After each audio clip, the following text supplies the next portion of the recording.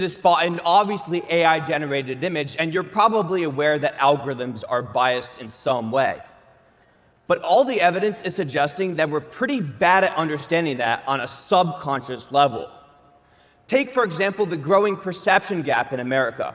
We keep over and overestimating how extreme other people's political beliefs are, and this is only getting worse with social media because algorithms show us the most extreme picture of reality. As an etymologist and content creator, I always see controversial messages go more viral because they generate more engagement than a neutral perspective.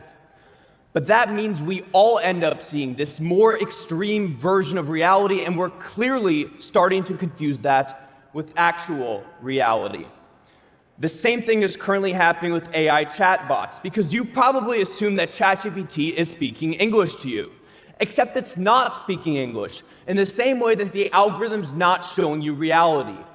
There are always distortions depending on what goes into the model and how it's trained. Like, we know that ChatGPT says delve at way higher rates than usual, possibly because OpenAI outsourced its training process to workers in Nigeria who do actually say delve more frequently. Over time, though, that little linguistic overrepresentation got reinforced into the model even more than in the workers' own dialects. Now that's affecting everybody's language.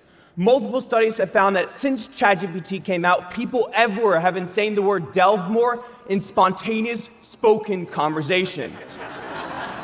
Essentially, we're subconsciously confusing the AI version of language with actual language. But that means that the real thing is ironically getting closer to the machine version of the thing. We're in a positive feedback loop with the AI representing reality, us thinking that's the real reality, and then regurgitating it so that the AI can be fed more of our data.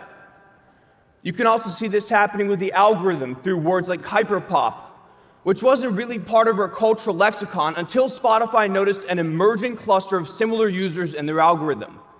As soon as they identified it and introduced a hyperpop playlist, however, the aesthetic was given a direction. Now people began to debate what did and did not qualify as hyperpop. The label and the playlist made the phenomenon more real by giving them something to identify with or against. And as more people identified with hyperpop, more musicians also started making hyperpop music. All the while, the cluster of similar listeners and the algorithm grew larger and larger, and Spotify kept pushing it more and more because these platforms want to amplify cultural trends to keep you on the app. But that means we also lose the distinction between a real trend and an artificially inflated trend. And yet this is how all fads now enter the mainstream. We start with a latent cultural desire, like maybe some people are interested in matcha or labubu or Dubai chocolate. The algorithm identifies this desire and pushes it to similar users, making the phenomenon more of a thing. But again, just like how ChatGPT misrepresented the word delve, the algorithm is probably misrepresenting reality. Now more businesses are making labubu content because they think that's the desire. More influencers are also making labubu trends because we have to tap into trends to go viral. And yet, the algorithm is only showing you the visually provocative items that work in the video format. TikTok has a limited idea of who you are as a user, and there's no way that matches up with your complex desires as a human being, so we have a biased input. And that's assuming that social media is trying to faithfully represent reality, which it isn't. Instead, it's only trying to do what's going to make money for them. It's in Spotify's interest to have you listening to hyperpop, and it's in TikTok's interest to have you looking at labubus because that's commodifiable. So once again, we have this difference between reality and the representation of reality, where they're actually constantly influencing one another. But it's incredibly dangerous to ignore that distinction because this goes beyond our language and our consumptive behaviors. This affects the world we see as possible. Evidence suggests that ChatGPT is more conservative when speaking the Farsi language, likely because the limited training texts in Iran reflect the more conservative political climate in the region. Does that mean that an Iranian ChatGPT user will think more conservative thoughts? We know that Elon Musk regularly makes changes to his chatbot Grok when he doesn't like how it's responding.